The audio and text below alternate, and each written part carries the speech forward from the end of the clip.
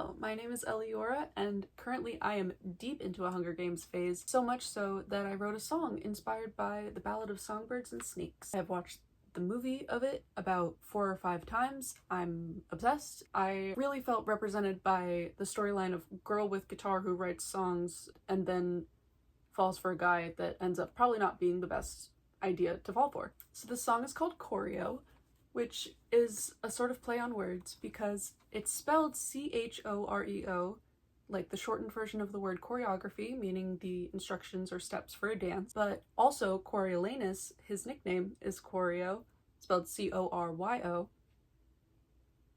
Fun little moment there. This first verse, what if we did meet at the bar? You'd listen when I played for them and say that I'm a star. We'd share a drink and talk too loud, they'd kick us to the curb. You'd kiss me in the alley, oh, not another word.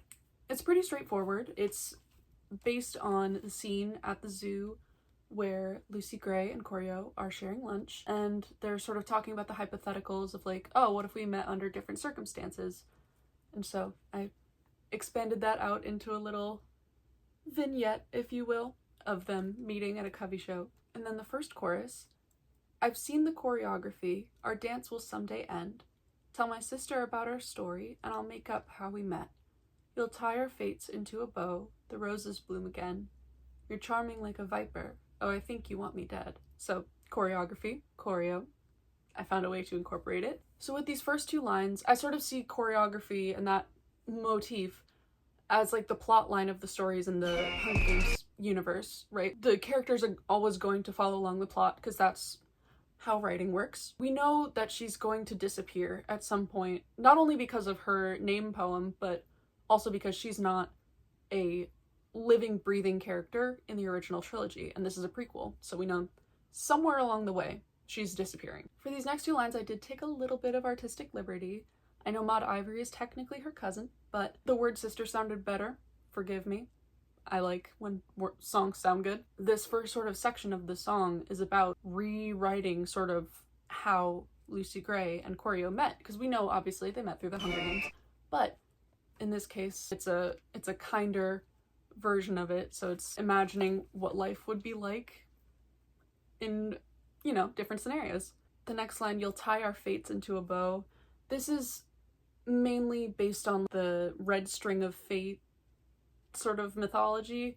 So in this case, it's sort of tying the fates together, but also on Lucy Gray's beautifully painted corset, which also has Katniss and primrose flowers, so foreshadowing, love it. There's a huge bow on the front.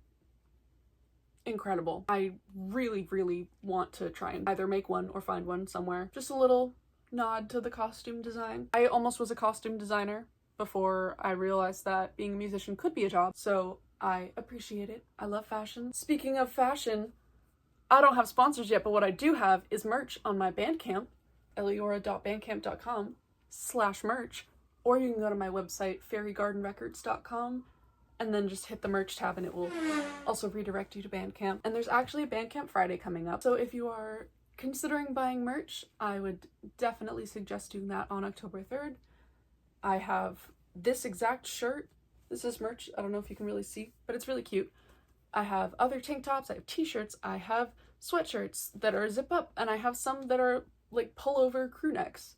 And all of the base things, so like this blank tank top or sweatshirts or anything, those are all sourced secondhand, and then I either designed the logo and ironed it on, or I embroidered this on by hand. It's all very sustainable. I ship it out within a week of the order, and I'll add like a little note just saying thank you and all that. And all of the bookmarks and collages like that are made of recycled materials as well, so like old cereal boxes or crackers boxes. I like the earth. I like saving it and reducing waste. So definitely go check that out. And now I will actually keep talking about what we're both here for. So the next line, the roses bloom again. We know that the Grandmam has her rose garden on the roof of their building. President Snow continues this rose garden tradition, but also when Choreo and Lucy Gray first meet at the train station, he brings her a rose and then she eats a petal diva and is like, oh my gosh, this reminds me of home and bedtime and my mom. Later on, there's the rose-scented face powder that smells like Choreo's mom. There's the scarf that also still smells like roses, which smells like Choreo's mom and smells like Lucy Gray's mom, and nice little parallels there. The next two lines, you're charming like a viper, oh I think you want me dead. Viper, a snake. Ballad of Songbirds and Snakes. You know, but also, you're charming like a viper. Snake charmer. Because she was able to sort of tame the snakes, I guess, or calm them, soothe them, I guess. The line like, oh, I think you want me dead, is sort of like a jokey, like offhand comment of like, oh my gosh, you're so charming, I think you want me dead, like, oh my goodness. But it's also, we know that it gets a little more real as the story goes along. For verse 2, I never knew if I could trust you. I told them you were different, and I prayed that it would turn out to be true. And now I fear the rain. I'll lash out and I'll bite you, and you still won't feel the pain. So the first few lines are very much just like how I approach any sort of relationship. I have trust issues. I feel like we can figure that out if you look at any of my lyrics ever. We know that Choreo's an unreliable narrator, just a very complex character. So regardless of who's speaking to him in this line, it's hard to trust him, especially for Lucy Gray, who knows that her life kind of depends on him, but also doesn't know how much he actually cares. And then these next two lines, I told them you were different, and I prayed that it would turn out to be true. That just is a common thing to experience in life. In this case specifically, you know, Choreo's from the capital, he ends up being a peacekeeper. You see him and you assume, like, you know, authoritarianism, evil capital law enforcement, which, yes, but also, in this case, we know that he's not going to immediately get the covey and be like, okay, these guys are rebels, automatically, go get them. This line is sort of Lucy Gray explaining to her covey family, like, I know he's a peacekeeper, but he's, like, kind of chill, and, like, he cares about me, and da-da-da-da, and just hoping that it doesn't come back to bite her. The next part is about the scene sort of where they're walking in the woods, getting to the cabin. It starts raining and she's like, I don't trust this man at all. I'm gonna go. Eventually, she drops the scarf in the woods and Choreo finds it, and underneath it is a snake that bites him.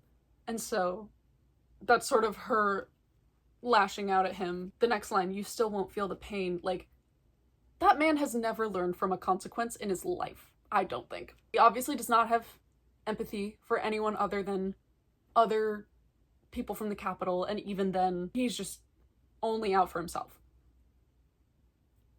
Friends, if you ever encounter a man like that, you run. You turn around and you run away. Protect yourself. Protect your peace. For this second chorus, usually a chorus or a refrain is just the same lyrics through each time. Most of my songs have the same chorus throughout. There are some that are different, and in this case, I wanted it to sort of follow the plot of the story. So the second chorus is, I've seen the choreography, our dance will have to end. I'll stand there in the doorway and my eyes will fill with dread. And you'll wrap your fate in dirty clothes and look at me again. I'll cover up my tracks, oh I know you want me dead. So Lucy Gray is standing in the doorway, ready to absolutely take off, and Choreo is standing and holding the guns that were involved in the shooting of Mayfair and Billy Tope, and they're wrapped in like these dirty sheets, clothes. I don't really know what it is. It's fabric and it's dirty. He's realizing like he's found these, and now if he wanted to, he could just hide them, like dump them off in the lake, and he could go back to the capital and live his life again. Lucy Gray also knows this, and she's like, but I still know.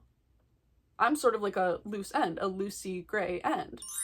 And she realizes, like, she's in danger, so she's gotta go. The next two lines, I'll cover up my tracks, oh I know you want me dead. There's a couple meanings of this. Obviously, escaping, you cover up your tracks so you aren't found. We also know from the name poem that her footsteps disappear. Like, her footprints start and then they just are gone, and people are like, oh, did she fly away? Who knows? Not me, clearly. Also, track. What else is a track?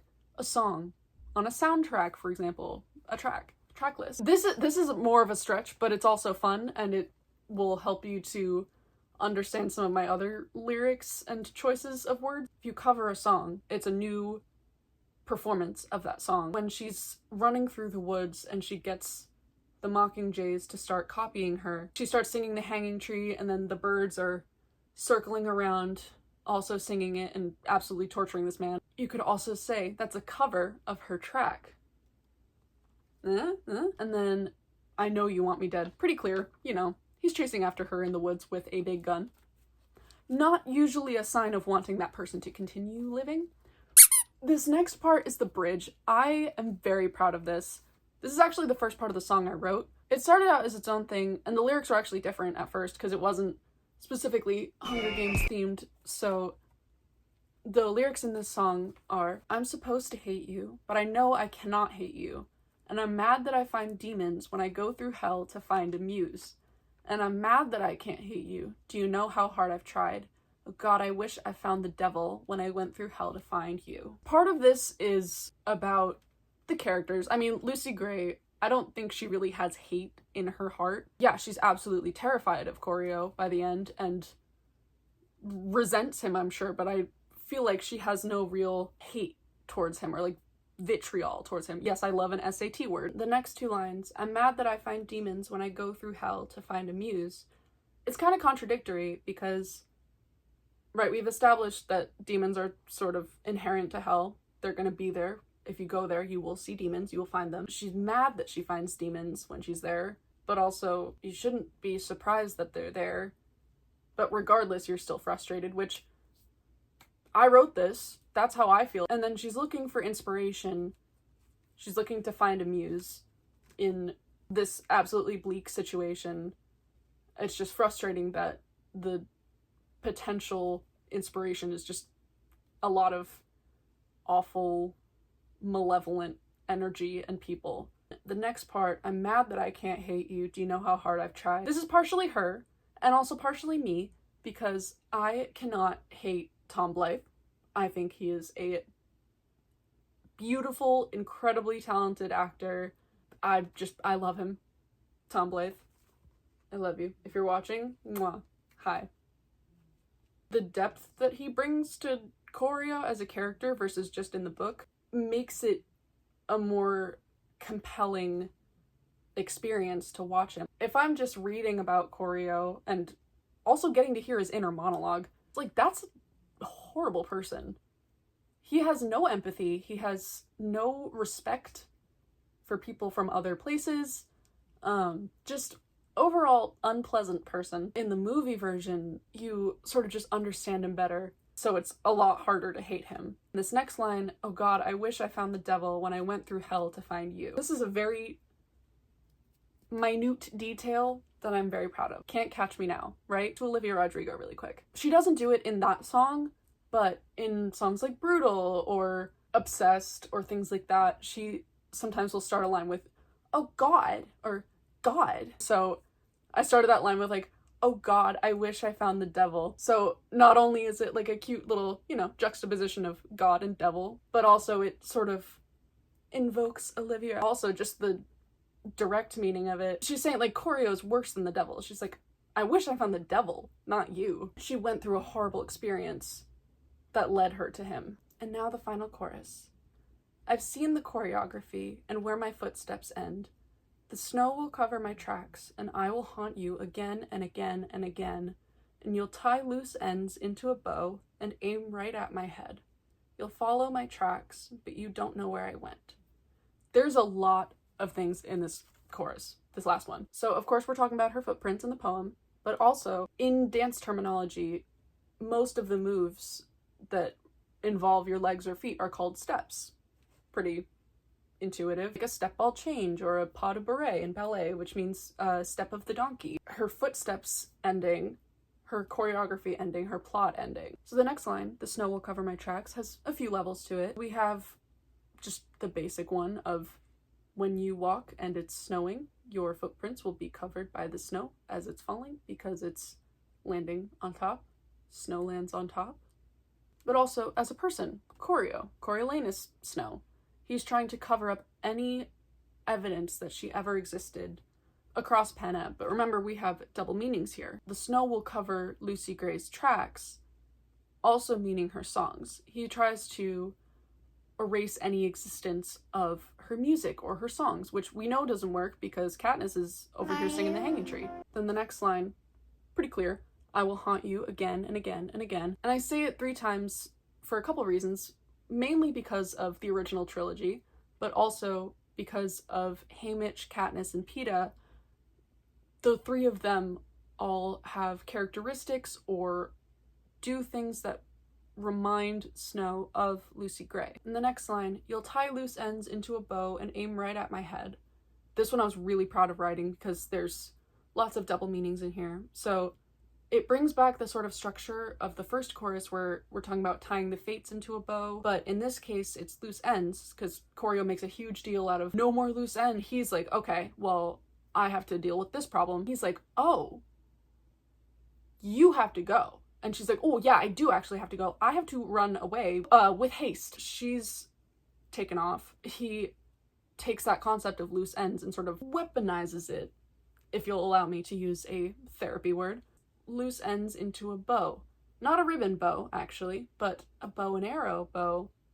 I've heard that the Hunger Games and a bow and arrow are kind of related. Aim right at my head. Pretty explanatory. Also, it reminded me of the trend I've seen on TikTok where there's a character or a picture of a person and you draw the like target crosshairs on their forehead or their face, which I don't know if you've seen the original video of that violin performance. The bow is really loose and it's around the violin. If you've ever like played a violin, it's supposed to be like, here's the strings and the bow goes across them. This bow is around the entire instrument. Crazy. I played violin for 1 year in 3rd grade and I quit because I did not want to practice.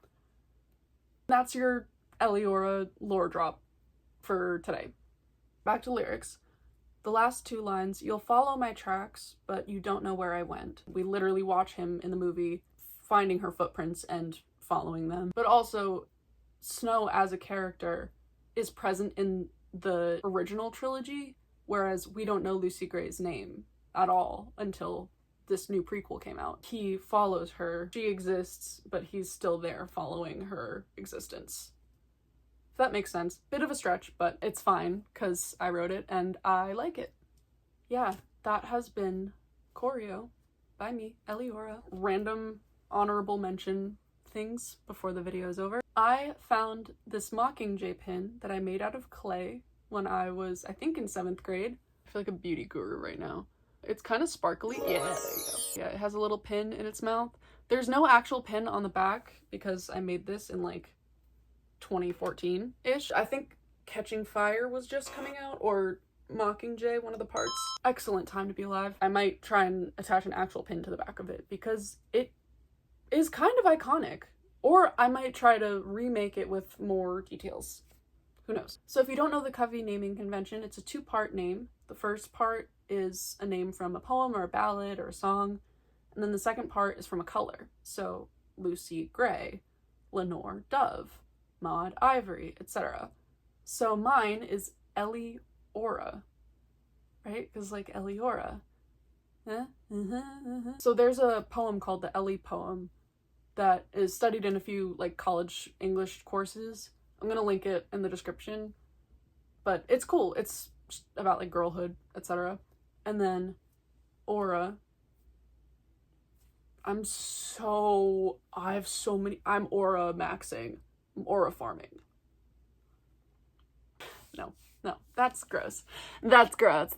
I hated that a lot. So aura, you know, I mean, aura as a concept, right? Besides aura is like a glow of color around someone or something. It's like the energy, the essence, whatever. It can be a bunch of different colors, but in my mind, I'm just thinking like some sort of shimmery, iridescent vibe, I guess. It's a color. I'm deciding it's a color, and it can be any color, so then I also get rainbow powers.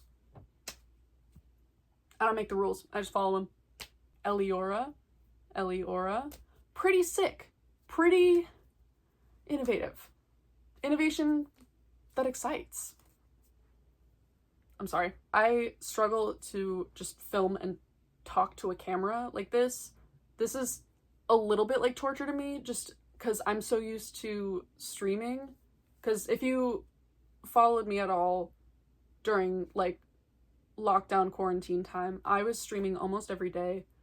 I had a camera and I could see myself, but I had also a live audience where I could interact with them. So I just, talking to a camera, I just ramble. Like, I've had to cut out so much of this because I'm just staring at the camera being like, and then I did this and I don't really know what it means, but also I know what it means and blah, blah, blah. But also I love lyric analysis and over-explaining myself, so that took priority over whatever weird feelings I have towards talking into a camera for like half an hour.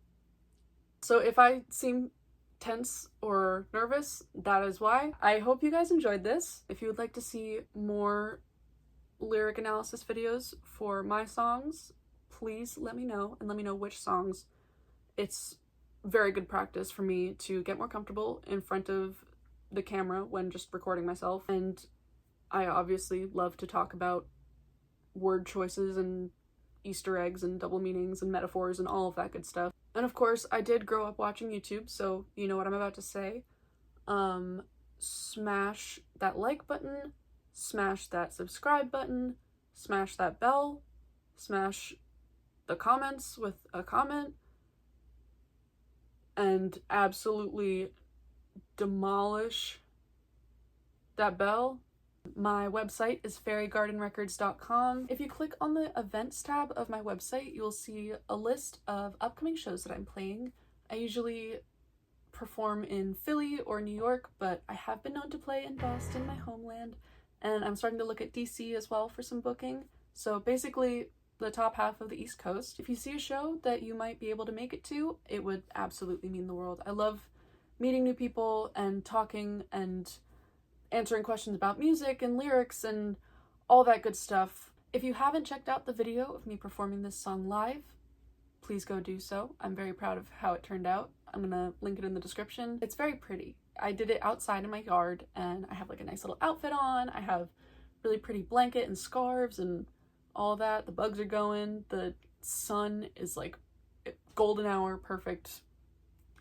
I'm very happy with how it turned out. Otherwise, just stay tuned for updates and perhaps new music. Check out my Instagram, that's usually where I'm most active. I have other music videos on this channel for Bite Me and Mars or Venus. Please go check them out. They were super fun to make. I don't know when this song will be out, but I like how it sounds and I'm working on it. It will come out. It will come out eventually. I just don't know when yet. On the incredibly unlikely off chance that Rachel Zegler has seen this video and watched it to this point, first of all, thank you, what the hell? And second of all, you are perfect and you deserve the world and you are so incredibly talented and your performance in this movie was outstanding and it inspired music and poetry. So I think that's pretty cool and I hope that you are having every perfect day. That's about it, and in the words of Hannah Einbinder, go birds, fuck ice, free Palestine. Bye. Well, I've seen the